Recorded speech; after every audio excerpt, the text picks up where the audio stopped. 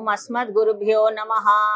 అనాఘ్రాతావద్యం బహుగుణపరిణాహి మనసో దుహానం సౌహార్దం పరిచితమివాథాపి గహనం పదానాం సౌభ్రాత్రాదనిమిష నిషేవ్యం శ్రవణయోః త్వమేవ శ్రీర్మహ్యం బహుముఖయ వాణీ విలసితం తర్కత్రయంతమర్మజ్ఞం ప్రబోధనపరాయణం జిజ్ఞాసుజన జీవాతుం శ్రీరంగార్య గురుం భజే. ఓం అస్మద్గురుభ్యో నమః. శ్రీమతే రామానుజాయ నమః.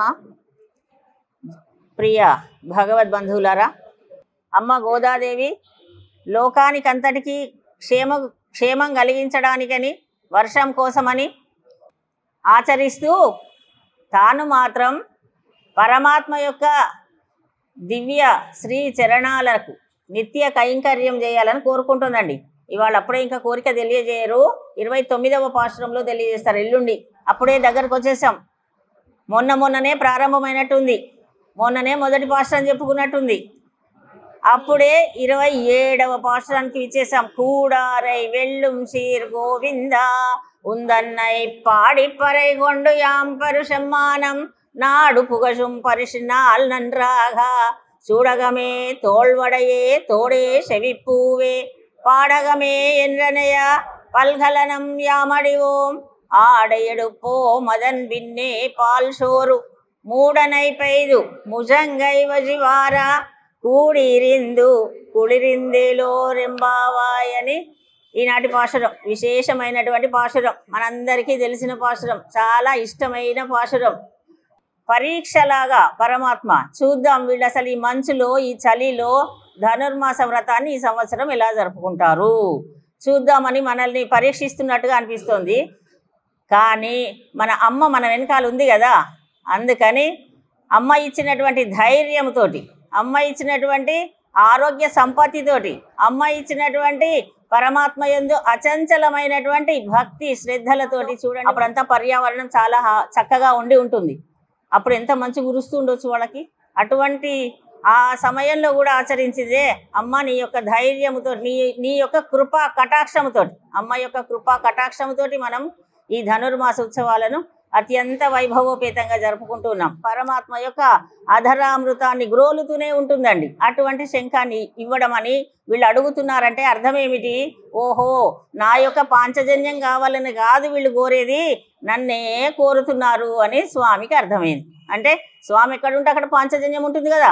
ఓహో, వీళ్ళు కాంక్షించేది మరొక కోరికలు కానే కాదు, స్వామి అయినటువంటి పరమాత్మ అయినటువంటి నన్నే కాంక్షిస్తున్నారని తెలుసుకున్నాడు.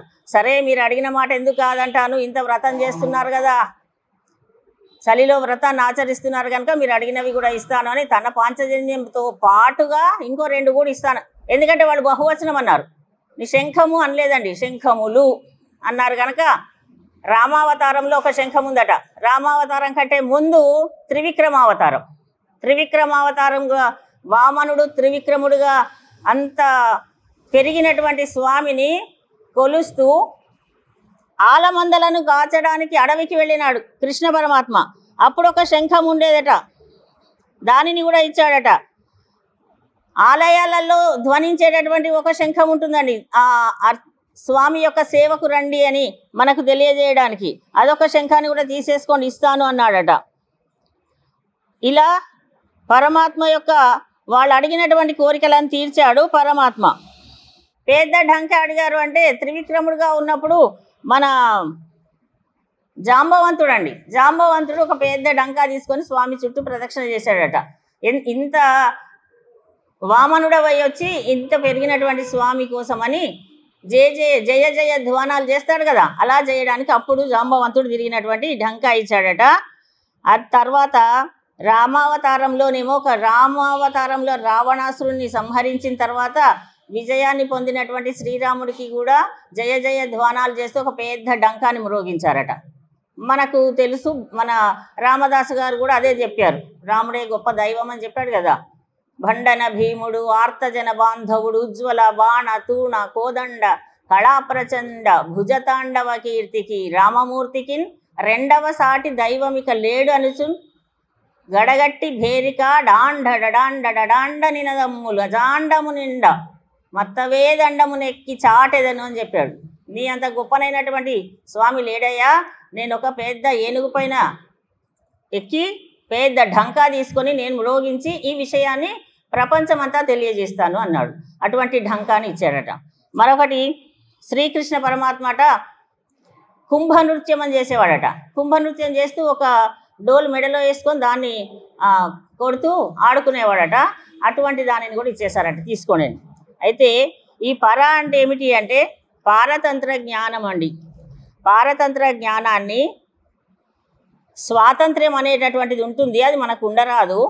మనం పారతంత్రులమై ఉండాలి అని మనకు తెలియజేయడానికి. అంటే పరమాత్మనే స్వతంత్రుడు, మనం పరమాత్మకు సేవకులుగా ఉండవలసిన వాళ్ళము అని తెలియజెప్పడానికి గుర్తుగా దీన్ని అడిగారు. ఇక మంగళాశాసనం చేసేటటువంటి వాళ్ళు కావాలన్నారు. సరే, మరి ఈ 3 డంకాలంటే బలి చక్రవర్తి, రావణుడు, కంసుడు అండి. వీళ్ళ ముగ్గురిని కదా. వామనావతారం ఎవరి కోసం? బలి చక్రవర్తి యొక్క అహంకారాన్ని అణచడానికి ఇచ్చేశాడు. రామావతారం దుష్ట రావణుని సంహారానికి, అదేవిధంగా కృష్ణావతారం దుష్ట కంసుడిని సంహరించడానికి. వీళ్ళ యొక్క అహంకారాలు తొలగించి వేయడానికని ఆ అవతారాలను దాల్చాడు. ఈ 3 అవతారాలనే మన అమ్మ గోదాదేవి ఈ 30 పాటలలో పాడిందండి. ఇవి సంపూర్ణమైనటువంటి మనకు కృపా కటాక్షాలను ఇచ్చేటటువంటివి. అందుకని ఈ 3 అవతారాలను ఎక్కువగా అమ్మ గుర్తు చేసుకుంది. ఇక మంగళాశాసనం చేయడానికి ఎవరిని ఇవ్వాలి అనుకున్నాడట. మంగళాశాసనం మొట్టమొదలు పెరుమాళకు చేసినటువంటి మహానుభావుడు ఎవరు? మొట్టమొదలు పెరుమాళకు మంగళం పాడిన వారు ఆళ్వార్లలో పెరియాళ్వార్లు. ఉత్తమం. పెరియాళ్వార్లు మొట్టమొదలు మంగళం పాడారు కదా, పెరియాళ్ళ వాళ్ళని ఇస్తానన్నారు. ఆ తర్వాత మంగళం పాడిన వారు నమ్మాళ్వార్లు అండి. పరమాత్మ యొక్క దివ్యమైనటువంటి చేష్టితలను గుర్తించి ఆశ్చర్యముతోటి స్పృహ తప్పి పడిపోయేవారు. ఇంత సౌలభ్యం కలిగిన వాడా? పరంపదంలో వేదవేద్యుడు కదా, వేదము చేత చెప్పబడినటువంటి మహానుభావుడు యశోదమ్మ చేత కట్టించబడతాడా? తాడుతో రోటికి బంధించబడ్డాడా? ఇంత సౌకర్యంగా ఇంత సులభంగా ఉంటాడా అని పరమాత్మను గురించి పాడినటువంటి వాడు. 1100 పాశురాలను వారు రచించారు, తిరువాయి ముజి అని. ఆ తర్వాత వారిని ఇచ్చేస్తాను అన్నారు. ఆ తర్వాత లక్ష్మీదేవిని ఇచ్చేసేయండి. మంగళ దీపం కావాలన్నారు కదా. శ్రీరంగ మంగళ దీపం ఎవరు అంటే మా అమ్మ లక్ష్మీదేవి. సరే, చాందిని అన్నారు. చాందిని అంటే ఎవరు? అనంతుడు అండి. అనంతుడు అంటే ఎవరు? ఆదిశేషుడు. ఆదిశేషుడు ఏం చేశాడు? అప్పుడు వసుదేవుడు బుట్టలో ఉంచుకొని రేపల్లెకి తీసుకొని వెళ్తుంటే వర్షం పడింది యమునా నదిలోంచి వెళ్తుంటే. అప్పుడు ఆదిశేషుల వారు వచ్చి గొడుగులాగా పట్టాడు కదా. సరే, ఆదిశేషుని ఇస్తాను తీసుకోండి అన్నారు. ఇంకేం అడిగారు? చాందిని అడిగారు. చాందిని అంటేనే అనంతుడు. తర్వాత జెండా అడిగారు. ధ్వజం కూడా ఉండాలన్నారు. ధ్వజాని కోసం అని ఏమి ఇస్తాను మీకు? ఇంక ఇవ్వాల్సింది ఎవరిని? గరుత్మంతుడే మీకు జెండా తీసుకోండి అన్నారు. అందుకనే వీళ్ళందరూ కూడా అర్థం ఏమిటి అంటే స్వామి దీనికి సరే వీళ్ళందరిని ఇచ్చేసాను కదా. వీళ్ళందరూ ఎవరు? నాకు సంబంధించిన వాళ్ళే కదా, పరమాత్మకు సంబంధించిన వాళ్ళందరినీ ఇచ్చేసాను. సరే, ఇంకేంటి? మీకేం కావాలి? ఫలితం ఏంటి? మీరు కోరే ఫలితం అని అడిగారు.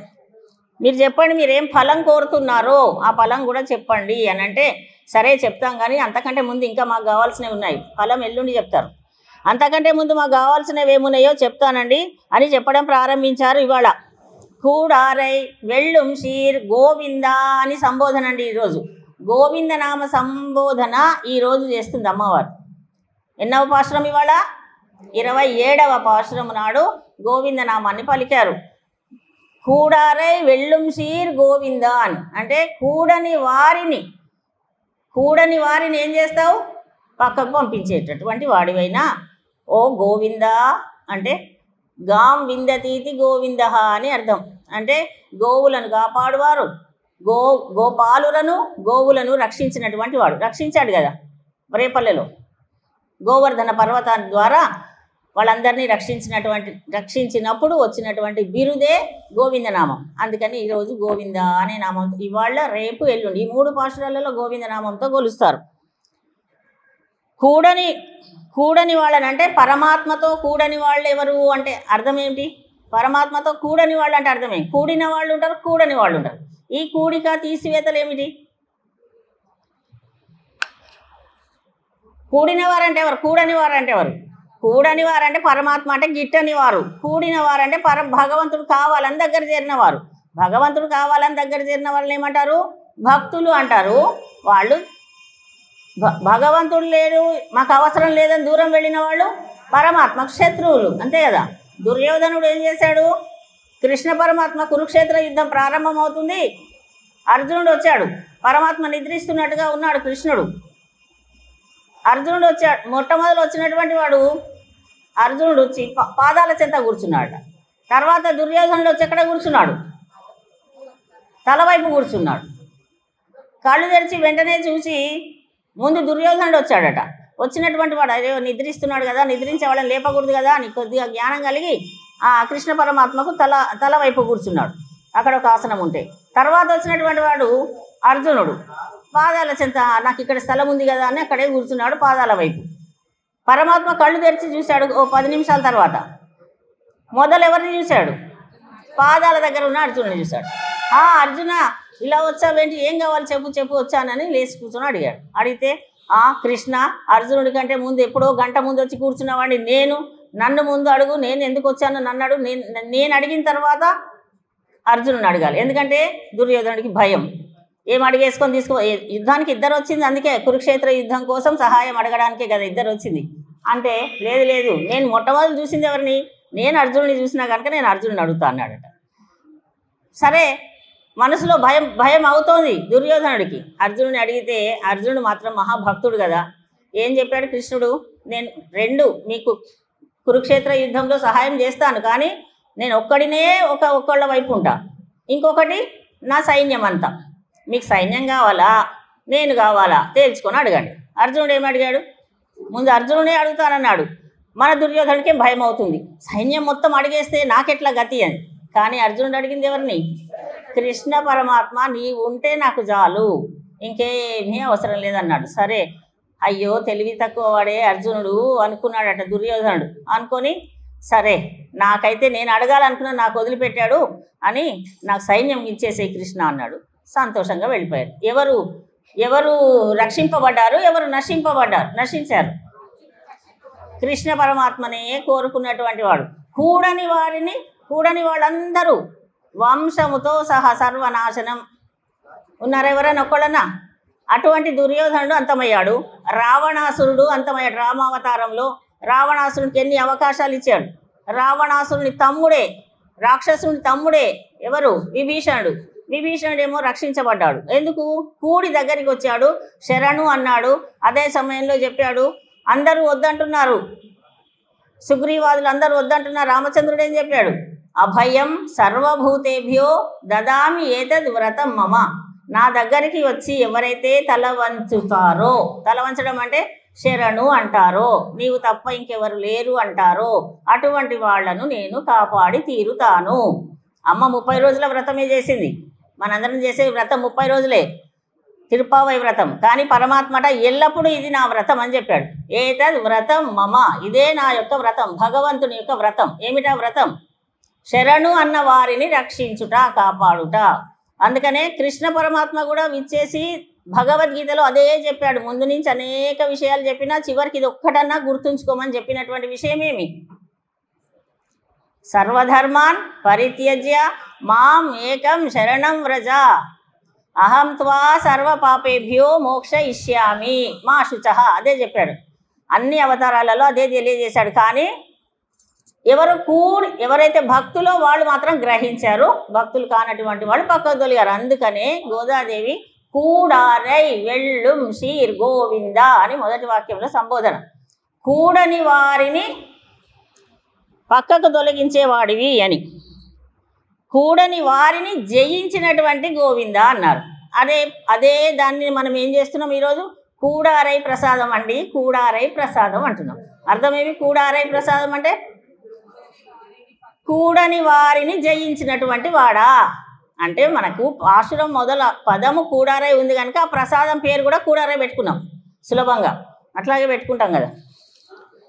అటువంటి ఆ పరమాత్మ యొక్క తత్వం ఏమిటి తత్వం? కూడని వారు సరే ఎవరైనా నా చెంతకు వస్తారేమో, సమయం ఇచ్చి రావణాసుడి కూడా అన్ని ఆయుధాలన్నీ పడిపోయాయి, కిరీటం పడిపోయింది, వెళ్ళు ఒకసారి మళ్ళీ వెళ్ళి రేపు రా, ఆయుధాలతో రా అని ఒక అవకాశాన్ని ఇచ్చాడండి. అప్పుడు అనుకున్నాడట రామచంద్రుడు, సరేలే మారిపోతాడు, ఎందుకంటే అందరూ చెప్తున్నారు వదిలేసి సీతమ్మ వారిని ఇచ్చేసే, ఇప్పుడన్నా పోయి కాళ్ళ మీద పడు, వినకపోతే ఏం జరిగింది? నశించాడు. అందుకని కూడని వారిని నీవు జయించేటటువంటి వాడా అంటూ పాడి ఉందన్నై పాడి పరై కొండు, నిన్ను కీర్తించి, అటువంటి నిన్ను కూడని వారిని జయించేటటువంటి హే గోవింద నిన్ను కీర్తించి మేము పర అనే వాద్యాన్ని పొందడానికి వచ్చాం. పర అనే వాద్యం ఎవరి కోసం? మళ్ళీ వాద్యము అమ్మ గోదాదేవికా? కాదండి, ఇది లోకులు అడిగారు. దేనికోసం అడిగారు? వర్షాలు లేవు, అనావృష్టి ఏర్పడ్డది, దానికోసమని ఒక వ్రతం చేయాలి, ఆ వ్రతం కన్నెపిల్లలు చేయాలి, ఆ చేయడానికి పరికరాలు ఇవన్నీ కావాలి అంటే కృష్ణ పరమాత్మ ఇస్తా అన్నాడు అని అక్కడికి వచ్చి అడుగుతున్నారు. పరలోకుల కోసమే, తాను కోరుకున్నటువంటి ఫలితం మళ్ళీ ఎల్లుండి చెప్తుంది. అయితే నిన్ను కీర్తించి పర అనేటటువంటి వాద్యాన్ని పొందాలని వచ్చాము. పూర్వము రేపల్లెలో కూడా హిరణ్యకశ్యపుని రాజ్యం లాగానే ఉండేదట. రేపల్లెలో హిరణ్యకశ్యపుని రాజ్యం ఎట్లా ఉండేది? హిరణ్యకశ్యపుని రాజ్యంలో అందరికి ఒక ఆజ్ఞ జారీ చేశాడు. ఏమిటది? రామకృష్ణ గోవింద భగవన్ నామం ఎవరు పలకరాదు, పలికిన వారికి దండన. ఏం పలకాలి మరి? భగవన్ నామం కాక అంటే ఓం హిరణ్యకశ్యపాయ నమః, ఇదే మంత్రం, ఇదే చదవాలి అందరూ. నన్ను తప్ప ఇంకెవరిని కొలవడానికి వీల్లేదు, నేనే దేవుడినే నేను అన్నాడు. ఎందుకంటే వరాలను పొందినాననే అహంకారంతో, మరణం అనేది నాకు లేదు అనేటటువంటి అహంకారంతో. అదే విధంగా రేపల్లె కూడా ఉండనట. తర్వాత కృష్ణ పరమాత్మ ఎప్పుడైతే రేపల్లెకు వచ్చాడో అంటే అంత భక్తులు లేరు అని అర్థం. వచ్చిన తర్వాత కృష్ణుడితోటి ఆడి పాడి తిరిగి ఉండడం వల్ల అందరూ మహాభక్తులు అయిపోయారు. అటువంటి రేపల్లె పట్టణం కూడా భగవన్నామంతో గోపవృద్ధులు ఏం చేశారు? కృష్ణుడితో ఆడుతున్నటువంటి గోపికలందరినీ ఏం చేశారు? మీరు ఇంకా వెళ్ళొద్దు, కృష్ణుడి దగ్గరికి వెళ్ళొద్దు అని బంధించేశారు. అందుకే కదా వర్షాలు లేకుండా నా వృష్టి. అందుకనే అమ్మ గుర్తు చేస్తుంది, అప్పుడు హిరణ్యకశ్యపుని రాజ్యం ఎట్లా ఉండేనో గోపవృద్ధులు మా గోపికలందరినీ నీ చెంతకు రానివ్వకపోతే వర్షాలు లేవు. అటువంటి స్థితి ఏర్పడదు. భగవన్నామం లేదు, ఎక్కడైతే భగవన్నామం ఉండదో అక్కడ అనావృష్టి ఉండును. ఎక్కడైతే అందుకనే కదా ఆలయాలన్నీ నిర్మించేది. ఆలయం నిర్మిస్తే కనీసం 10 మంది భక్తులు వస్తారు, కృష్ణ రామ గోవింద అంటారు. ఆ సమయంలోనైనా మంగళాశాసనం ఉంటుంది, దానివల్ల అక్కడ సుభిక్షం ఏర్పడుతుంది. యజ్ఞం కూడా అంతే అండి, యజ్ఞం వల్ల వర్షాలు కురుస్తాయి. యజ్ఞం యాగం ఎక్కడైతే జరుగుతుందో అది చాలా సుప్రతిష్టమైనటువంటి స్థలం అవుతుంది. విశేషమైన యజ్ఞము జరిగిన యాగం జరిగిన 100 యోజనాల వరకు ఆ శక్తి ఎన్నో రోజుల వరకు ఉంటుందట, పోదు. మన కోవెలో ధనుర్మాస వ్రతం ప్రారంభమైన నాటి నుంచి ప్రతిరోజు నిత్య హోమం జరుగుతుంది, దర్శిస్తున్నారు అందరూ. అది అంతటి విశేషమైనటువంటి కోవెల మనది కూడా. ఇది ఒక పుణ్యక్షేత్రం. మళ్ళీ ఏడుకొండల స్వామి వేంచేసి ఉన్నటువంటి క్షేత్రం కనుక ఇంత విశేషమైనటువంటి పట్టణం మన క్షేత్రం ఇది. అందుకే ఈ చుట్టుపక్కల మన భాగ్యనగరం అంతా కూడా సుభిక్షంగా నెలకొని ఉన్నది. ఒకప్పుడు భాగ్యనగరంలో కూడా వర్షాలు లేవండి. మీకు తెలుసు అనుకుంటా, మీకు 85, 86 ఆ ప్రాంతము, 82, 83 అనుకుంటా. అయితే ఇక్కడ ఒక భాస్కర ప్యాలెస్ అని ఒకటి నిర్మించారు. అదొక పెద్ద భవన నిర్మించారు. దానికోసం చిన్నజీయర్ స్వామి వారు ప్రతిష్ట 5 రోజులేమో అనుకుంటా, 5 రోజులు యజ్ఞం చేయమన్నారు. వర్షాలు లేవు. వర్షం లేకపోతే ఎట్లా అంటే అప్పుడు వర్షాని కోసం కూడా మనకు యజ్ఞాలు ఉన్నాయండి. కారీరి అని ఒక ఇష్టి ఉంది, ఆ ఇష్టి చేస్తే వర్షం కురుస్తుంది. సరే అదొక్కటే చేస్తే కాదు, అసలు అప్పుడు నీళ్లకు చాలా ఎద్దడిగా ఉండేనట. 2 రోజులకో 3 రోజులకు ఒక్కసారి మనకు పంపులో నీళ్ళు వచ్చేవి. అప్పుడు చిన్నజీయర్ స్వామి వారు ఏం చేశారంటే మన అమ్మ చెప్పినటువంటి తిరుప్పావైలోని 4వ పాశురం ఉందండి. మేఘుడిని ఆహ్వానించినటువంటి పాశురం ఒకటి ఉంది కదా, ఆ జిమజై కన్నా అనే పాశురాన్ని 108 మంది స్వాములతో దాన్ని పారాయణ చేయించారండి. ఆ 5 రోజులు కూడా యజ్ఞం పూర్తయింది. వర్షమే వర్షం అట. అప్పటి నుండి ఇప్పటి వరకు మనకి ఇక్కడ నీటి ఎద్దడి లేదండి. అటువంటి విశేషమైనటువంటి ఈ తిరుపవై అండి. అమ్మ యొక్క కృప. ఆ పాశురాన్ని అందుకని ఎప్పుడైనా వర్షాకాలం వర్షాలు లేకపోతే ఈ పాశురాన్ని అనుసంధానం చేస్తూ ఉంటాం. పెద్దజీయర్ స్వామి వారు కూడా తిరుమలలో ఒక యజ్ఞం చేశారు, స్వాధ్యాయ జ్ఞాన యజ్ఞాలు చేశారు. వారు 74 అనుకుంటా, 74లో పెద్దజీయర్ స్వామి వారు యజ్ఞయాగాలు చేసి అక్కడ కూడా నీరు లేదట. అక్కడికి వెళ్ళి అడిగారు, మేము ఇక్కడ యజ్ఞం చేస్తాము, నీరే లేదు కదా మీరంతా. అప్పుడు ఉన్నటువంటి వాళ్ళు అన్నారట ఎగతాళిగా, మీకంతా చెయ్యాలని ఉత్సాహం ఉంటే ముందు నీళ్లు తెప్పించండి, మా కొండ మీద నీళ్లు లేవు అన్నారట. పెద్దజీయర్ స్వామి వారు సరే అని ముందు వర్షం కోసమే యజ్ఞం చేసి అప్పుడు కూడా ఈ ఆజిమజై కన్నా పారాయణం చేయించారటండి 1000 మంది పండితులతోటి, బ్రాహ్మణోత్తములతోటి. వర్షమే వర్షమట. మొత్తం పూర్తి అయిన వెంటనే వర్షం పడింది. అప్పటి నుండి ఇప్పటి వరకు నీటి ఎద్దడి లేదు అక్కడ కూడా. ఆ సమయంలోనే పెద్దజీయర్ స్వామి వారు చేసినటువంటి ఆ యజ్ఞానికి 60 లక్షల రూపాయలు మిగిలినాయట. 74లోనే 60 లక్షలు.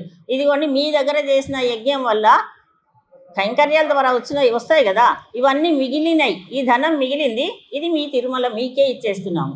ఇచ్చేసి వచ్చారు. అందరు ఆశ్చర్యపోయారు.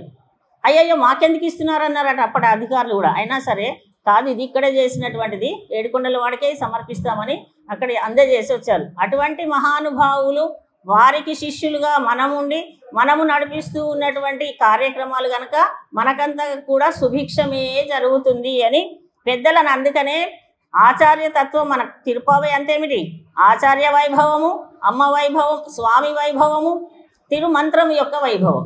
దీనినే తెలుసుకుంటూ ముందుకు వెళ్ళాలని చెప్పారు కనుక అది చెప్పుకున్నాం మనం.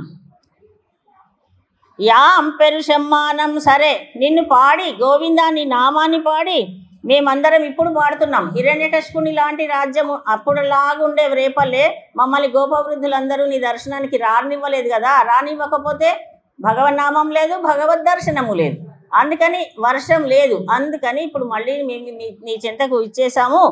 మాకు వచ్చినందుకు గోపవృద్ధులు మమ్మల్ని పంపించినందుకు ఒక వ్రతం చేయమన్నందుకు చేస్తున్నాం. ఎవరి కోసం చేస్తున్నాము? లోకం కోసమే చేస్తున్నాం. వర్షం కులవాలంటే మాకు కాదు కదా, లోకానికని చేస్తున్నాము కనుక మాకు కూడా ఒక సన్మానం నువ్వు చేయాలి అని అడుగుతున్నారు. ఎవరు చేయాలట?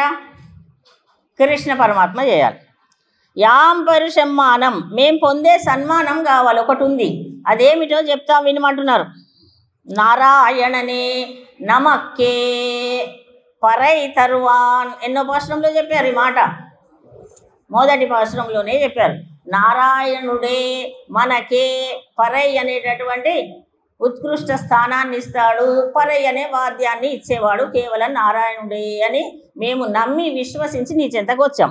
అందుకనే పాడుతున్నాం. ఏం పాడుతున్నాం? నీ నామాన్నే పాడుతున్నాం. పాడి వారి కోసం, ఊరి వారి కోసం పరై ఇచ్చినా మా కోసం ఇవ్వవలసినటువంటి పెరు సన్మానం అంటారు. పెద్ద సన్మానం కావాలి మాకు. ఏమిటి సన్మానం? ఎవరు చేశారు సన్మానం? ఎవరికైనా సన్మానం చేశారా? దేన్ని సన్మానం అంటారు? కరుణ అనే గుణం ఉందా? వాత్సల్యం అనే గుణం ఉందటి పరమాత్మకి. ఎటువంటి దుష్టుడైనా సరే, వెళ్ళు నీ దగ్గర ఆయుధాలన్నీ పడిపోయినాయి మళ్ళీ రా అన్నాడా? దుర్యోధనుడు కూడా ఏమన్నా అవకాశం ఇస్తాడేమో, ఒక 5 ఊర్లు ఇచ్చేసాయి వాళ్లకు, ఈ యుద్ధాన్ని ఆపుదామని ఎంత ప్రయత్నం చేశాడండి? వినలేదు. కూడని వాళ్ళని, అందుకనే వాళ్ళని జయించాడు, వాళ్ళంతా యుద్ధం చేశాడు, వాళ్ళని లేకుండా చేశాడు. రావణాసురుడు వచ్చినా సరే నేను ఆ రావణుడికి కూడా అభయం ఇస్తాను అని చెప్పాడండి రాముడు, కానీ రాలేదు. అటువంటి పరమాత్మ యొక్క కళ్యాణ గుణాలు. ఒక వాత్సల్యం అంటే అర్థం ఏం చెప్తారంటే, ఒక ఆవు తనకప్పుడే పుట్టినటువంటి దూడను ఏం చేస్తుంది, ఎలా శుభ్రం చేస్తుందో తెలుసా అండి? మనం చూస్తుంటాం పల్లెటూళ్ళలో. ఏం చేస్తుంది? మొత్తం అంతా నాకేస్తుందండి, దానికి ఉన్నటువంటిది మొత్తం. అసలు అప్పుడు ఏ ఆహారం పెట్టినా స్వీకరించదట, దాన్ని మొత్తం అది వాత్సల్యం. తనకు అప్పుడే పుట్టినటువంటి బిడ్డను చక్కగా అంత శుభ్రం చేసేసినట్టుగా నాకేస్తుంది. అటువంటి వాత్సల్యమే పరమాత్మలో ఉంటుంది మన పైన. ఇవన్నీ తలుచుకొని, ఇవన్నీ విషయాలు తెలుసుకుంటూ మనమైతే తెలుసుకుంటూ ఇలా చెప్పుకుంటూ పోతున్నాం, కొద్ది తర్వాత మర్చిపోతున్నాం. కానీ నమ్మాళ్ళ వాళ్ళైతే ఇంతటి సౌలభ్యుడ స్వామి అని మూర్ఛపడిపోయిన తర్వాత పక్కన వాళ్ళ శిష్యులు ఉన్నారు కదా, మధుర కవి వాళ్ళు మెల్లగా లేపడం. ఏమైంది, నేను ఎక్కడున్నాను? అయ్యో గురువు గారు మీరు 6 నెలలైంది, మీరు మూర్చపోయారు, అప్పటి నుంచి మీకు సేవలు చేసుకుంటూ ఇక్కడ ఉన్నాము అంటే, అయ్యయ్యో నేను ఇట్లా ఒక్కొక్క భగవంతుని గుణాన్ని వినడము, ఆయన యొక్క ఇంత సౌలభ్య గుణమా అని తెలుసుకోవడం, పడిపోవడం అండి. రోటికి గట్టి వేసిందట యశోదమ్మ, పడిపోవడం. రావణాసురుడు వెనుకకి ఎందుకు పంపించాలండి దొరికిన వాడిని చంపేయక? కాకాసురుడు వచ్చి సీతమ్మని అంతా గీరి పెట్టాడు, దుర్మార్గుడు. అటువంటి వాడిని కూడా క్షమించి వదిలేశాడు. లేకుంటే అసలు కాకి అనే జంతువు ఉండకపోవును, ఇప్పుడు ఒక పక్షి ఉండకపోవును. అటువంటి దయాగుణము కలిగినటువంటి స్వామి వాత్సల్య పరిపూర్ణుడు. అటువంటి గుణాలన్నీ మనకు క్షీరములాగా ఈరోజు ఉంటాయి. అలాగే భగవత్ తత్వం అంతా అన్నమండి. భగవంతుని యొక్క తత్వం ఏదైతే ఉన్నదో, దయ, కారుణ్యము, కటాక్షము మనపై కురిపించేటటువంటివి ఏవైతే ఉన్నాయో అవన్నీ కూడా అన్నముగా మనకు లభిస్తుంది. భగవంతుని పైన నిరంతరము ఉండేటటువంటి ప్రీతి, అది మాత్రమే నెయ్యి. ఆ ప్రీతి అనేటటువంటి నెయ్యిని కూడా అందులో ఉంచి ఈరోజు చేస్తారు. దీనిని ఆరగించినటువంటి వాడు ముక్త పురుషుడు అంటారండి. ఇంకొక విశేషమైన అర్థం ఏమిటంటే, పాశురంలో దీన్నంతా ఆరగించినటువంటి ఈ ప్రసాదాన్ని స్వీకరించినటువంటి వాడు ముక్త పురుషుడి యొక్క జీవన యాత్రని గుర్తు చేస్తుంది అమ్మవారు. ముక్త పురుషుడు అంటే ఎవరు? ముక్తిని పొందినవాడు, మోక్షానికి వెళ్ళేవాడు. ఎలా వెళ్తాడట? ఆనందంతో భగవంతుని గుణాలనే ప్రతినిత్యము గానం చేసుకుంటూ ఉంటాడు కనుక అతడు ముక్త పురుషుడైతాడు. వెళ్తూ ఉంటాడట. అక్కడికి వెళ్ళిన తర్వాత మధ్యలో ఈ ప్రకృతి మండలం అంతా దాటిన తర్వాత విరజ నది ఉంటుంది. విరజ అనే ఒక నది ఉంటుంది. ఆ నదిలో మునక వేస్తాడు. అప్పుడు ఈ స్థూల శరీరం నశిస్తుంది, సూక్ష్మ శరీరి అవుతాడు. అప్పుడు అతనిని ఎదుర్కోవడానికి ఇప్పుడు నిన్న అమ్మవారు ఏవైతే అడిగిందో, ఏమేమి అడిగారు? మంగళ వాద్యాలు కావాలి, ఒక తిరు విளక్కు కావాలి, దీపము కావాలి, తర్వాత ఢంకా కావాలి, శంఖము కావాలి, ఇవన్నీ అడిగారు. అవన్నీ పట్టుకున్నటువంటి అనేక మంది పరమాత్మ యొక్క శిష్యులు వాళ్ళందరూ, అక్కడ ఉండే ముక్త పురుషులందరూ ఎదురుగా వచ్చి, అది సన్మానం.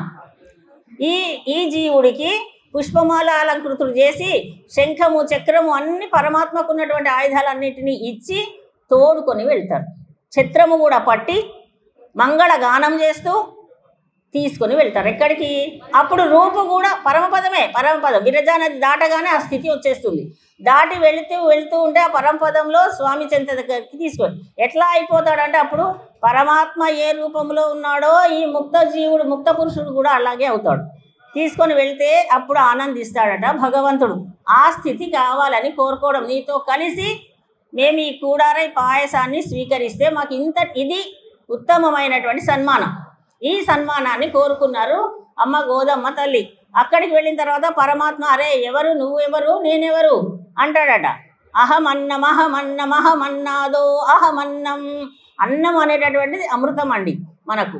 అటువంటిది నేను అన్నమా నువ్వన్నమా అంటే, నువ్వు అన్నాన్ని ఏమంటావు మనం? పరబ్రహ్మ స్వరూపం అంటాం. అందుకని నువ్వా పరబ్రహ్మ నేనా అంటే, ఏమో నేనే నువ్వు, నువ్వే నేను లేరా అంటాడట పరమాత్మ. నువ్వెవరో వేరు కాదు, నేనెవరో వేరు కాదు, ఇప్పుడు అంత ఇద్దరం ఒకటే, వచ్చేసాయి అని ఇలా పట్టుకొని కాలు మీద నిల్చోబెట్టుకొని, చిన్నపిల్లల్ని ఎత్తుకుంటామే మనం, మన కాలు మీద నిల్చోబెట్టుకొని పిల్లల్ని ఎగిరేసి ఎత్తుకుంటాం కదా, అట్లా ఎత్తుకుంటాడటండి. పరమపదంలో ఉన్నటువంటి వైకుంఠనాథుడు మనల్ని అలా చేరదీసి ఒడిలో కూర్చోబెట్టుకుంటాడు. ఇది గొప్పనైన సన్మానం. ఈ సన్మానాన్ని చూసి లోకులందరూ కూడా ఆశ్చర్యపడాలి. అటువంటి సన్మానాన్ని మాకు కృప చేయవలసింది అని అమ్మ గోదాదేవి ఎవరిని వేడుకుంది ఈరోజు? శ్రీకృష్ణ పరమాత్మ చెంత తన అభిప్రాయాన్ని తెలియజేసింది, మనసులో ఉన్న అభిప్రాయం తెలియజేసింది. సరే అన్నాడు పరమాత్మ. అటువంటి భోగ దశ అంటారు, ఇది అంటే దశ భోగ దశను పొందింది అమ్మవారు. గజాలు ఇక్కడ ఈ ప్రకృతి మండలంలో ఉండడము, పరమాత్మ సన్నిధికి వెళ్ళాలి అని ఈ విషయాన్ని అంతా చెప్తారు. పరమ పదానికి వెళ్ళేటటువంటి దారి అంతా తెలియజేసినటువంటి పాశురం ఈ పాశురం. అప్పుడు ముక్త పురుషుడు అంటే ఇప్పుడు వెళ్ళినటువంటి వాడు ఉన్నాడు కదా, వెళ్ళినటువంటి ముక్త పురుషుడు అప్పుడు అక్కడ మొట్టమొదటి నుంచి ఉన్నటువంటి వాళ్ళు ఉన్నారు. ఎవరు? నిత్య సూరులు, మిగతా ముక్త పురుషులు ఉన్నారు. వాళ్ళందరిలో ఒకటిగా చేరి ఉండి ఇలా కూర్చొని పరమాత్మను తదేక దృష్టితో ఆనందంగా దర్శిస్తూ ఉంటాడు. కన్ను రెప్ప కొట్టాల్సిన అవసరం లేదు. అక్కడ నిద్ర అసలే రాదు. నిద్ర ఎక్కడ వస్తుంది? పరమాత్మ యొక్క దివ్య మంగళ విగ్రహాన్ని దర్శించడమే. ఎంత దర్శించినా ఇంకా అయ్యో ఈ కళ్ళు ఇంకా చిన్నగా అయిపోయి ఇంకా పెద్దగా అయితే బాగుండు అని ఇలా చూస్తుంటాడు. నిద్ర లేదు, ఆకలి లేదు, దప్పి లేదు.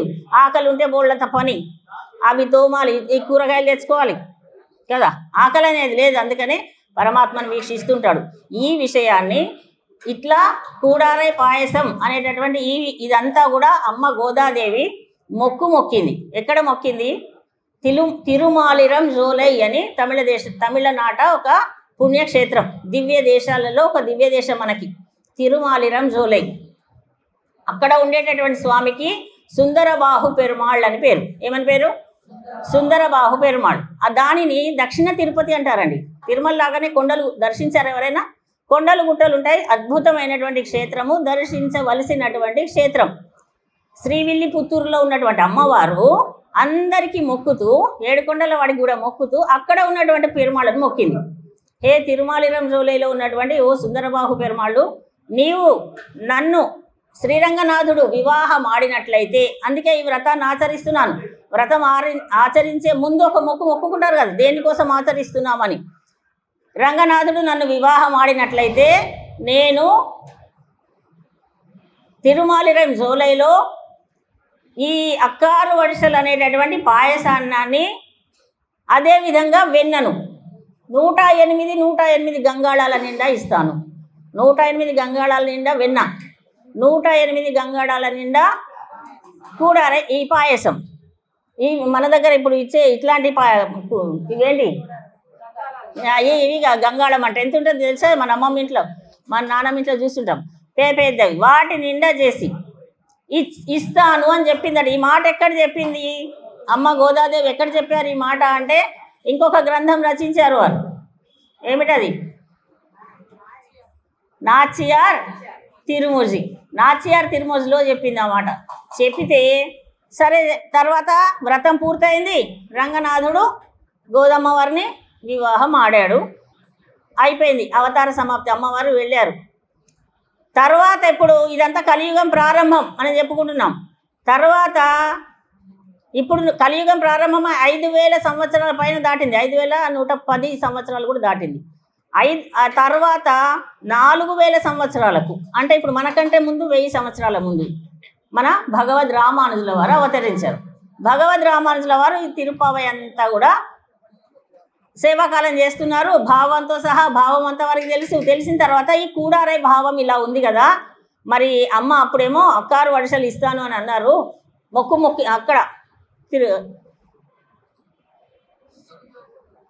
రెండవ గ్రంథంలో నాచియార్ తిరుమూజిలో చెప్పారు కదా, మరి మొక్కు తీర్చిందా అని అడిగారట అక్కడ ఉన్న పెద్దవాళ్ళని. అప్పుడు ఉన్నటువంటి పెద్దవాళ్ళందరినీ ఏమోనండి మాకు తెలియలేదన్నారు. ఆ కోవెల వెళ్ళి అడిగారు, తెలుసుకున్నారు. శ్రీరంగంలో తెలుసుకున్నారు, ఎవరు మాకు తెలియదండి, తీర్చినట్టు ఎక్కడా లేదు. అయ్యో మరి అమ్మవారు మొక్కింది కదా, రంగనాథుడు వివాహం చేసుకున్నాడు కదా, అదేవిధంగా వెళ్ళింది కదా శ్రీరంగంలో పరమాత్మ సన్నిధికి వెళ్ళిన తర్వాత ఐక్యమైపోయిందండి. అటువంటి తల్లి మరి మొక్కిన మొక్కు తీర్చాలి కదా అని రామానుజుల వారు తీర్చారు ఈ మొక్కుని. ఎక్కడ? తిరుమాలిరం జోలై వెళ్ళి భగవద్ రామానుజులు 108 అప్పుడు ఉన్నటువంటి రాజులు అందరూ కూడా భక్తి పరులై ఉన్నారు.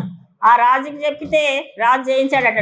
వెండి గంగాళాలు ఇంత పెద్దవి, 108 వెండి గంగాళాలు కూడారై పాయసం కోసం, 108 వెండి గంగాళాలు వెన్న కోసం చేసి అక్కడ ఉన్నటువంటి భక్తులందరికీ పంచారు.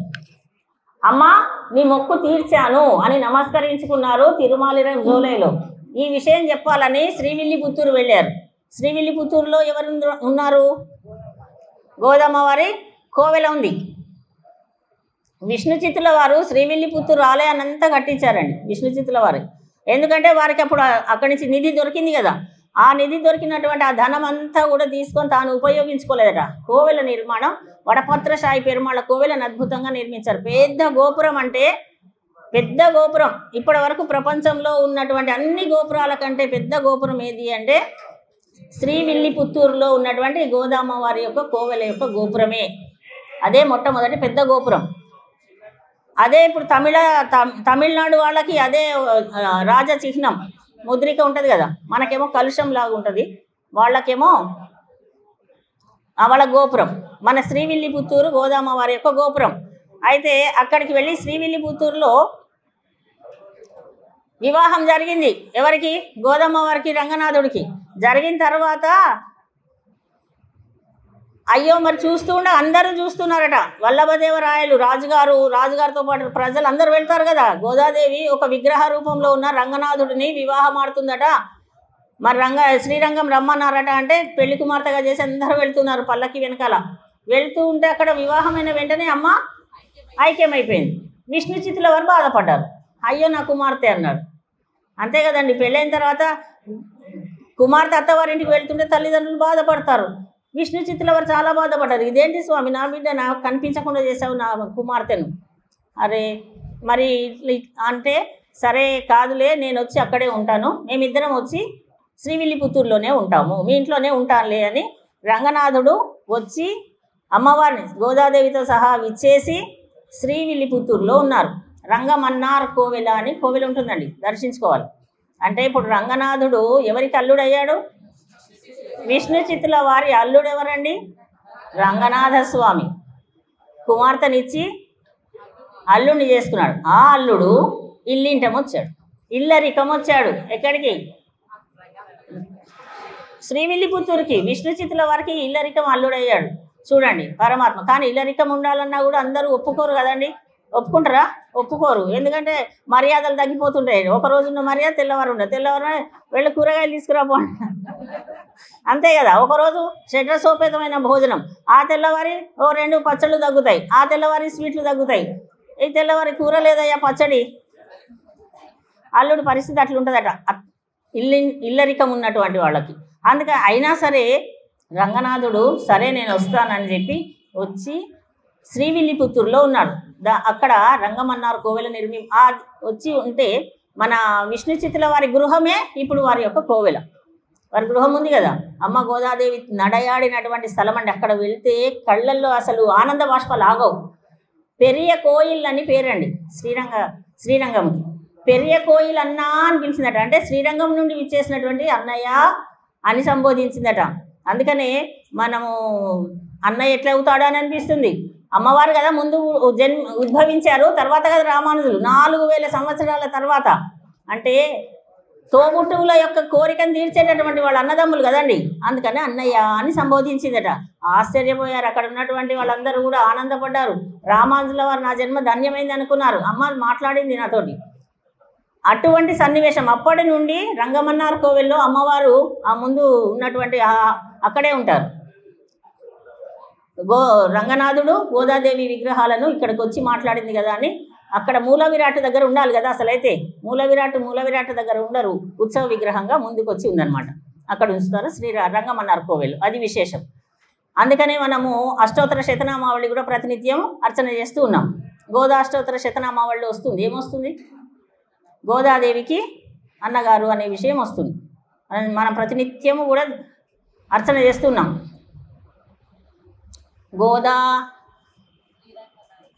గోదా అగ్రజాయ నమః అని రామానుజుల యొక్క అష్టోత్తర శతనామావళి వస్తుంది.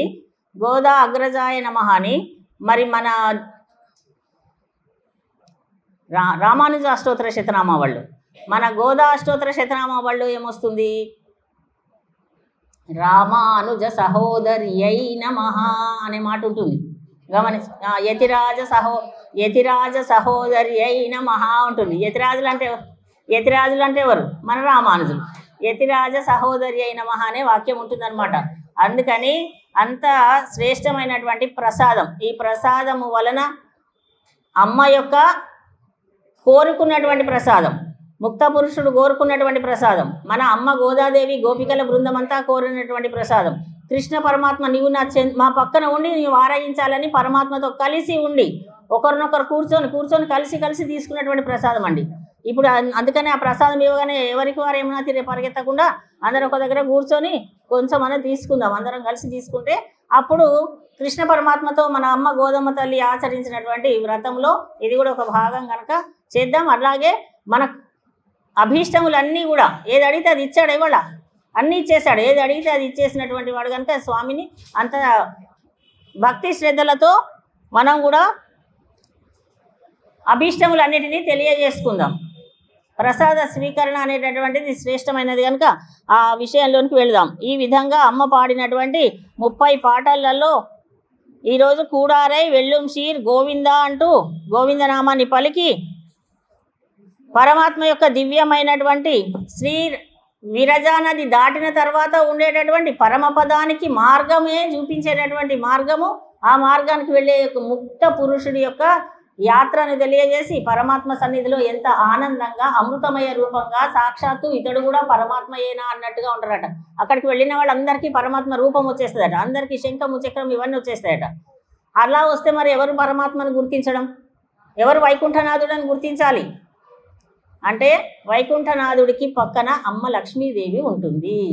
మిగతా వాళ్ళందరూ అదే రూపులో ఉంటారు స్వామిలాగానే, పక్కన అమ్మవారు మాత్రం స్వామి చింత ఉంటుంది కనుక ఓహో అతడు స్వామి అని గుర్తిస్తారు. అందరూ తదేక దృష్టితో చూస్తూ ఉంటారు. అందుకే ఆ విరజా నదియే ఇక్కడికి వచ్చిందటండి.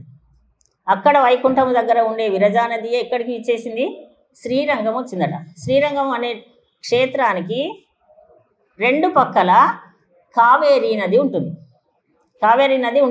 ఆ కావేరీ నదిలో మనం స్నానం ఆచరించామంటే విరజా నదిలో స్నానం ఆచరించినంత పుణ్యం. విరజా నది కావేరి అటే పరమ పదము శ్రీరంగమటే కదా. విరజా నదియే కావేరి, పరమపదమే సాక్షాత్తుగా శ్రీరంగముగా ఇక్కడ విచ్చేసి ఉన్నది. సాక్షాత్ శ్రీరంగనాథుడు పరమపదనాథుడు అని విషయాన్ని తెలుసుకొని అమ్మ ఈ విషయంగానే స్వామిని చేరి మనలందరికీ కూడా మార్గాన్ని చూపిస్తూ ఉన్నారు. ఏమిటి మార్గం? మనం చేరవలసిన మార్గం విరజా నది దాటి ఉండేటటువంటి ఉత్కృష్టమైన స్థానానికి మీరందరూ వెళ్ళాలంటే చేయవలసినటువంటి విధి విధానము ఇది. మొట్టమొదలు మనసులో ఉన్నటువంటి అంధకారము అనేటటువంటి అజ్ఞానం ఉన్నది, ఇప్పుడే లేదు, అది కొన్ని కోట్ల జన్మల నుంచి సంపాదించుకున్నాం. మనం రెండు సంపాదించుకున్నామట. ఒకటి అంధకారం అనే అజ్ఞానాన్ని సంపాదించుకున్నాం, మరొకటి పాపం. తెలిసి కూడా పాపాలు చేస్తున్నాడట. దుర్యోధనుడు అంటాడట, నాకు తెలుసు ఇది పాపం అని తెలుసు, వాళ్ళని ఏమనొద్దు, వాళ్ళ తమ్ముళ్ళని తెలుసు, మన భీముడికి విషమే పెట్టారు కదండి, అది తెలుసు, మాకు అలా పెట్టకూడదని తెలుసు, కానీ ఎందుకో ఆ పనులు చేయకుండా ఉండలేకపోతున్నాను. అందుకనే అంటారు అట్లా దుర్యోధనుని సంతతిలాగా ఉండకూడదు. మనకు తెలిసిందని ఏం చేయాలి? ఓహో ఇది తప్పట, సరే వంట వండేటప్పుడు రామ కృష్ణ గోవింద అనుకోవాలట, అమ్మ నీ దయ అనుకోవాలట. ఆండాళ్ శ్రీహస్తం అనుకుంటూ అన్నం వండుతారండి మన పూర్వులు, మన పెద్దవాళ్ళైతే. అమ్మవారు అంటే ఆండాళ్ అమ్మవారే మన ఇంటికి వచ్చి మన చేత మన ఆహార పదార్థాలను పండిస్తుంది అంటే ఇంకా అందులో ఏముంటుంది? అమృతం తప్ప అమృతమే ఉంటుంది. మనకు కావలసినటువంటి మంచి పదార్థమే ఉంటుంది. అన్ని మంచి మాటలు చెప్పినటువంటి అమ్మవారిని అనుక్షణము తలుస్తూ, గోదమ్మవారిని తలుస్తూ మనము ఈ వ్రతాన్ని ఆచరించాం కనుక మనకు కూడా అంతటి భక్తి శ్రద్ధలను అజ్ఞానం రూపుమాగా మనకు కావాల్సిన ఏంటి? ఈ వ్రతం వల్ల అజ్ఞానం అనేటటువంటి అంధకారం మనసులో నుండి పోవాలి. ఇంకొకటి ఏం కావాలి? జ్ఞానం అనే ప్రకాశం కలగాలి. తర్వాత మన వెనకాల ఎంతో ఒక రాశి ఆస్తి సంపాదించుకున్నాము. ఆస్తిలాగా పాపరాశి ఉంది. ఆ పాపరాశి అంతా తొలగాలంటే ఏం చేయాలి? మొదటి 3 పాఠాలలో చెప్పారు. భగవన్నామ కీర్తనం, స్మరణం, పాదసేవనం, వందనం, దాస్యం. భగవంతుని దర్శించడము, భగవన్నామాన్ని నిరంతరము స్మరించడం, ఇవి చేస్తూ మన ఇంట్లో మన పిల్లలకు కూడా మనం నేర్పిస్తూ మనకున్న పాపరాశిని తొలగించుకునే ప్రయత్నం చేస్తూ మనలో ఉన్నటువంటి అజ్ఞాన అహంకారము, మమకారం, ఇవి రెండు కూడా చాలా పెద్ద శత్రువులు మనకి. అహంకారాన్ని, మమకారాన్ని కూడా తొలగించుకుంటూ ఎవరైనా ఒక ఉన్నతిని సాధిస్తున్నారంటే వాళ్ళని చూసి ఈర్ష్య పడకుండా, ఈర్ష్య కూడా పనికిరాదు కదా. మనలో ఉన్న అరిషడ్ వర్గాలను తొలగించుకొని ఈర్ష్య పడుతూ ఉంటారట. కొంతమంది బాగుపడుతుంటే కొంతమంది చూడలేరు. అటువంటి తత్వాన్ని కూడా వదిలేసుకొని వారికి కావాలంటే కొంచెం సహాయాన్ని చేసి, వారిని ఏం సహాయం చేయక్కర్లే, బాగుంది అంటే వాళ్ళకి అదే సహాయం కదా. ఒక దేశాల నుంచట ఇప్పుడు వ్యాపారాలు చేస్తున్నారు కదా, చైనా దేశం వాళ్ళు అన్ని ఆహారాలను స్వీకరిస్తారు. పాపం వాళ్ళు మంచివాళ్ళు, అన్నీ స్వీకరిస్తారట. వాళ్ళు ఎండ్రికాయలను కూడా తింటారట. ఎండ్రికాయలు అంటే పీతలు అంటారు కదా, పీతలు. సరే, అవి అన్ని దేశాల నుంచి సరఫరా చేసుకుంటున్నారట వాళ్ళ దేశానికి. వాళ్ళ దేశంలో ఉన్నాయి, సరిపోవట్లే, ఎక్కడి నుంచో దిగుమతి చేసుకుంటున్నారు. రష్యా నుంచి కొన్ని, అమెరికా నుంచి కొన్ని, అట్లాగే భారతదేశంలో ఇంకెక్కువ దొరుకుతాయి కదా మనకు. మన వాళ్ళు అట్లాంటివి ఏం తినరు. మన వాళ్ళంతా సాత్విక ఆహారమే స్వీకరిస్తారు, జంతు హింస అనేవి చేయరు కనుక మనకు ఉండేది మన సాత్విక ఆహారం పంట పొలాల నుంచి వచ్చేది చాలు అని మన పెద్దలు చెప్పారు కనుక వాటిని స్వీకరిస్తాం కనుక మన వాళ్ళు కూడా పంపిస్తారట. అయితే అవి పంపించేటప్పుడు ఆ పడవల గుండానో ఎట్లనో వెళ్ళాలి కనుక వాటిని మంచిగా సీల్ చేయాలి. పెద్ద పెద్ద డ్రమ్ముల నిండా పెట్టి సీల్ చేసి పంపిస్తున్నారు. అమెరికా వాళ్ళు, రష్యా వాళ్ళు, ఇంక ఇతర దేశాల వాళ్ళు, అట్లాగే మన భారతదేశం, జపాన్ వాళ్ళు, మన భారతదేశం వాళ్ళు. సరే అక్కడికి వెళ్ళిన తర్వాత చూసుకుంటున్నారట, అన్నీ ఆ డ్రమ్ములన్నీ తెరిచి వాళ్ళ సీల్ అంతా తీసి చూస్తున్నారు. మన భారతదేశం నిండు వచ్చినటువంటి ఆ బాక్సులకి అసలు సీలే లేదట. అంటే అవి లేకపోతే ఆగవు కదా, ఎగిరి ఆ బాక్సుల నుండి పాకి బయటికి పడిపోతాయి కదా, సముద్రంలో పడిపోతాయి. అట్లా ఎన్ని నష్టపోయిందో ఏమో. వచ్చేటప్పుడు దారిలో భారతదేశం నుంచి వెళ్ళినటువంటి ప్రతినిధిని అడిగారట వాళ్ళు, అయ్యో మీరు ఇట్లా సీల్ లేకుండా తీసుకొని వచ్చారు, ఎన్ని జంతువులు, ఎందుకంటే వాళ్ళు ఎన్నో డబ్బులు ఇచ్చి కదా తీసుకుంటారు, మా ధనమంతా మా ద్రవ్యం అంతా వృధా అయిపోయింది, ఎన్ని ఆ సముద్రంలో పడిపోయినాయో ఏమో, మరి దీన్ని మేము తీసుకోము అని అన్నారట. మన దేశం నుండి వెళ్ళినటువంటి వాళ్ళు ఇవి తీసుకొని వెళ్ళిన వాళ్ళు అన్నట్టు అట్లా ఉండదండి, మీరు పరీక్ష చేసుకోండి, మీరు కావాలంటే తూకం వేసుకొని చూడండి, అక్కడి నుంచి ఎంత పంపించామని లెక్క ఉంటుందో అంతే ఉంటాయి అని. అది ఎట్లా ఉంటాయ్యా, మీరు అసలేం పెట్టలే, పైకి వస్తున్నాయట, మూతం తీసేసుకొని పైకి వస్తున్నాయి. అది అన్ని దేశాల వాళ్ళేమో సీల్ వేశారట. అవి పాపం ఒక్కొక్కటి పైకి వస్తూ ఉంటే అన్ని దేశాల వాడిని ఆ పీతలు వాటికి సహాయం చేస్తున్నాయట, ఇంకా బయటికి వెళ్ళిపోవడానికి. ఇందులోంచి అది వాటికి కష్టం కదా వెళ్ళిపోవడానికి, అవి సహాయం చేస్తున్నాయట. మన భారతదేశం నుంచి వెళ్ళిన వాటినేమో అవి పైకి వస్తున్నాయి, అవి అట్లాగే వస్తుంటే ఇంకా కింద ఉన్నవేమో వాటిని పైకి రానియకుండా కిందికి లాగుతుంది. అంటే అదేంటి తత్వం, ఒక్కొక్క ప్రాంతం వాళ్ళ తత్వం. అవి పైకి ఎదగనియరు అనమాట, ఎదగనియకుండా పాపం అక్కడే పడి ఉండు అని లాగుతుంది. అంటే ఉన్నత స్థితికి పోయేవాడిని చూసి ఈర్ష్య అనేటటువంటిది ఉండకూడదు అని ముఖ్యమైనటువంటి విషయం అమ్మ మనకు తెలియజేస్తుంది.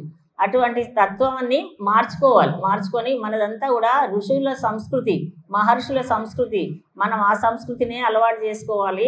గొప్పవారి నుండి గొప్ప విషయాలను తెలుసుకుంటూ ఉండాలి, నిరంతరం అభ్యాసం చేస్తుండాలి. నిరంతరము భగవంతునికి సంబంధించినటువంటి ఏదో ఒక స్తోత్రాన్ని, శ్రీమద్ రామాయణాన్ని, రామాయణం క్విజ్ పెడుతున్నారు మనకు స్వామివారు, ఆ క్విజ్లో పాల్గొనాలి. ముఖ్యంగా మన పిల్లలకి చెప్పాలి ఈ విషయాలన్నీ. పిల్లలు చాలా నష్టపోతున్నారు ఈనాడు. మన ధర్మము, మన భారతీయ సంస్కృతి, మన సంప్రదాయము మళ్ళీ నిలబడి ఉండాలి అంటే ఏం చెప్తున్నారంటే, ఒక 30 సంవత్సరాల తర్వాత మళ్ళీ మన భారతీయ సంస్కృతికి మళ్ళీ ఒక దుర్దశ రాబోతున్నది అని చెప్తున్నారు. అటువంటి దశ నుండి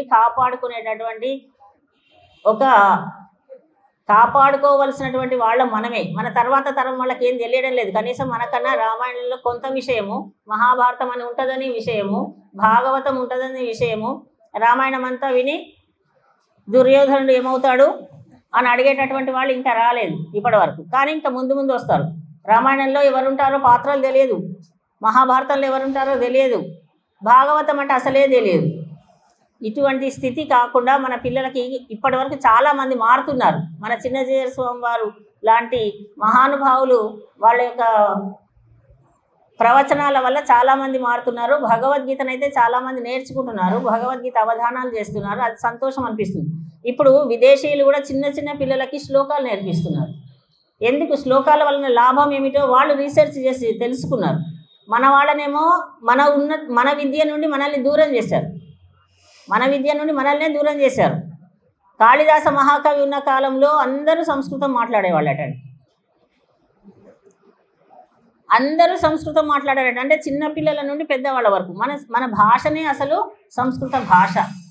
కాళిదాస మహాకవి కాలంలో మన భాష ఏమిటి అంటే సంస్కృత భాషనే. కానీ సంస్కృత భాషని దూరం చేశారు. ఇప్పుడు సంస్కృతం ఉందా? ఎక్కడో పుస్తకాలలో ఉన్న 4 వాక్యాలు స్తోత్రాలుగా చదువుకుంటున్నాం, దానిని దూరం చేశారు. తర్వాత తెలుగు భాష, తెలుగు అన్న కనీసం తెలుగులో ఎన్నో పద్యాలు ఉన్నాయి, మనం నీతి పద్యాలు ఎన్నో ఉన్నాయి, చదువుకొని పిల్లలకి చెప్పవచ్చు కదా. వాటిని దూరం చేస్తున్నారు. కేవలం ఒకటి ఇప్పుడు స్కూళ్ళల్లో చెప్పే భాష ఇంగ్లీషు భాష కాదు మనది. ఇంగ్లీష్ అక్కడ చదివినా మిగతా వాళ్ళు ఏం చేస్తున్నారు, వాళ్ళ సంప్రదాయాలను వాళ్ళ ఇంట్లో నేర్పిస్తున్నారు వాళ్ళ పిల్లలకు. కేవలం మన వాళ్ళే మన సంప్రదాయాన్ని మన ఇంట్లో నేర్పించడం మర్చిపోతున్నారు. ఇది కాదు, మన సంప్రదాయాన్ని, మన హిందుత్వాన్ని రక్షించుకోవాల్సిన బాధ్యత మన భుజస్కంధాల పైన ఉన్నది. ఈ విషయాన్ని అందరూ గ్రహించాలి. కాళిదాస మహాకవి సభకు వెళ్ళి వస్తున్నారట. భోజ మహారాజు దగ్గర పండితుల వారు. కాళిదాస మహాకవి. రోజు ఒక అంశాన్ని ఇచ్చేవారట. పద పూరణం ఇస్తారు కదా, అలా ఇచ్చి సమస్య పూరణం ఇచ్చారట. ఒకరోజు భోజ మహారాజు ఏమి ఇచ్చారట?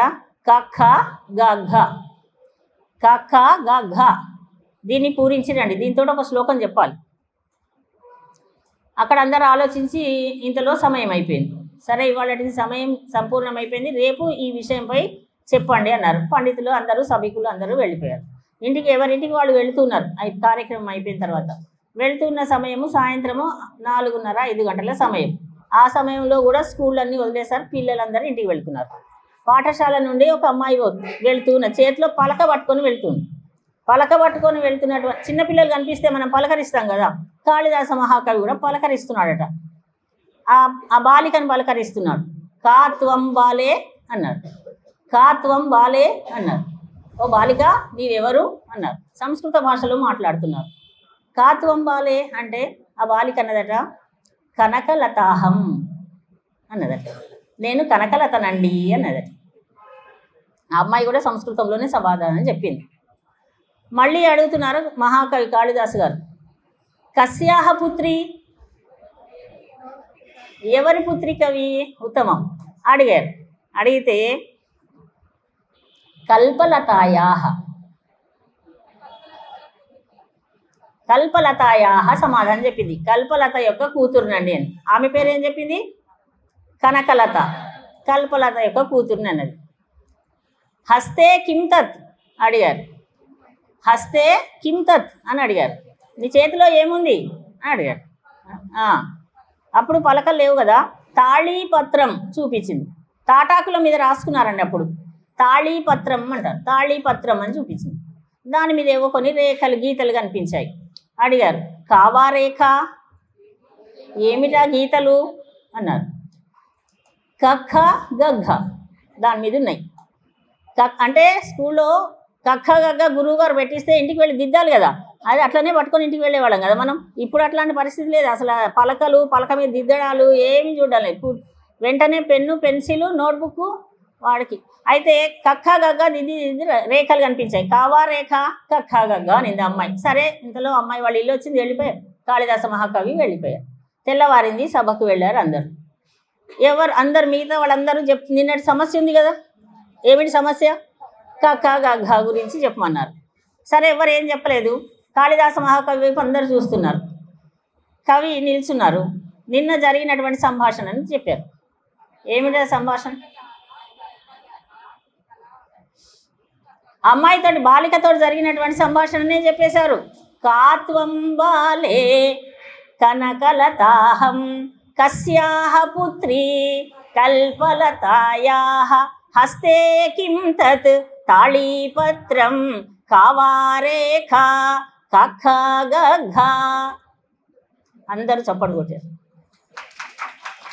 అప్పుడు కాళిదాస మహాకవి చెప్తే, చిన్న బాలికతో జరిగినటువంటి సంభాషణ ఎందుకు చెప్తున్నా అంటే మన సంస్కృత భాష ఇంత గొప్పది. అప్పుడు చిన్న కఖ గగ్గ నేర్చుకునేటటువంటి అమ్మాయి అంటే శిశు తరగతి, 1వ తరగతి చదువుతున్నటువంటి బాలిక అంటే అందరూ ఇంట్లో సంస్కృత భాషనే మాట్లాడేవారు. ఆ భాష నుండి మనము దూరం అయిపోయి, కనీసం అందుకనే మన భోజనాల సమయంలోనన్నా భోజన పాత్రలు మంచి తీర్థము అనడము, సాదముంచండి అనడము, పరపము దుంచండి అనడము, అది కూడా కాదండి, భోజనం చేసావా అనే మాట కూడా మర్చిపోయి మన వాళ్ళు ఏమంటున్నారు? లంచ్ అయిందాట, డిన్నర్ అయిందా, ఏమిటి ఫుడ్డు ఇవాళ, ఏమిటి ఏంటి ఐటమ్స్, అది కాదు. అట్లా అది భాషను ఇప్పుడు మనం కాదు, మన పెద్దవాళ్ళు అంతకుముందు ప్రధానమంత్రిగా ఉన్న జవహర్లాల్ నెహ్రూ గారు కూడా ఏం చేసేవారట, వాళ్ళ ఇంట్లో వాళ్ళ భాష అయినటువంటి వాళ్ళ భాష ఏమిటి? హిందీ. భోజనాల వాళ్ళ దగ్గరికి రాగానే వాళ్ళంతా ఇంగ్లీష్ మీడియంలో చదువుకున్న వాళ్ళే కదా, పెద్ద పెద్ద జమీందారులు. మన భోజనాల దగ్గర మన భాషనే ఉండాలని హిందీలోనే మాట్లాడేవారు. కనీసం మనం ఆ పని చేయాలి. ఇప్పుడు అమెరికాలో అట్లా ఉంటున్నటువంటి వాళ్ళు అదే చేస్తున్నారు. మన భాషను పోగొట్టుకోకుండా తెలుగు చక్కగా మాట్లాడుతున్నారు, తెలుగు పద్యాలు నేర్చుకుంటున్నారు. చిన్నజీయర్ స్వామి వారి ప్రజ్ఞ అనే కార్యక్రమం ఏర్పాటు చేసి వాళ్ళందరికీ కూడా విష్ణు సహస్రనామంలో భగవద్గీతలో అవధానం నేర్పిస్తున్నారు. అట్లా మనకు ఉంది, జ్ఞానం ఉంది, ప్రజ్ఞ ఉన్నది. మన ఉన్న పిల్లలకు కూడా ఉంది. కానీ దేని వలన అది ప్రజ్వలిస్తుంది అంటే సంస్కృత భాష వల్ల ప్రజ్వలిస్తుంది, అది ఇంకా ఉన్నతమవుతుంది అని తెలుసుకొని మనలను మన భాష నుండి దూరం చేశారు అప్పుడు. కానీ ఇప్పుడు మన వాళ్ళు తెలుసుకుంటున్నారు, తెలుసుకొని మళ్ళీ సంస్కృత భాష వైపు వెళ్తున్నారు.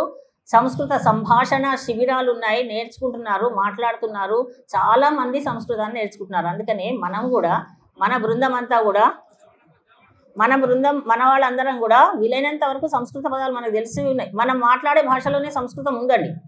మనం గమనిస్తే మన తెలుగు భాషలో 80% సంస్కృత పదాలే ఉంటాయి, ఒక 20% అన్య భాషా పదాలు వస్తాయి. గమనించాలి.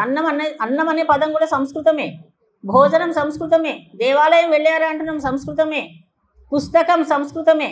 ఇవన్నీ మనం తెలుగు అనుకుంటున్నాం, తెలుగు సంస్కృత పదాలే.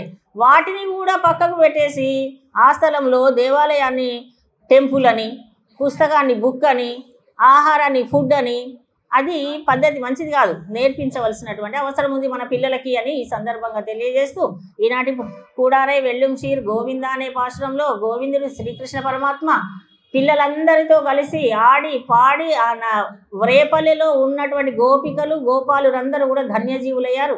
అదేవిధంగా మనమందరం కూడా ఇన్ని రోజులు పరమాత్మ యొక్క నామాన్ని స్మరించి స్మరించి స్మరించి మననము చేసి ప్రతినిత్యం గోవిందనామాలు చెప్తారు. ఆవిడ గోవిందనామం ఈరోజు వచ్చింది, కానీ మనం మొదటి రోజు నుండి కూడా శ్రీనివాస గోవింద చెప్పుకుంటున్నాం.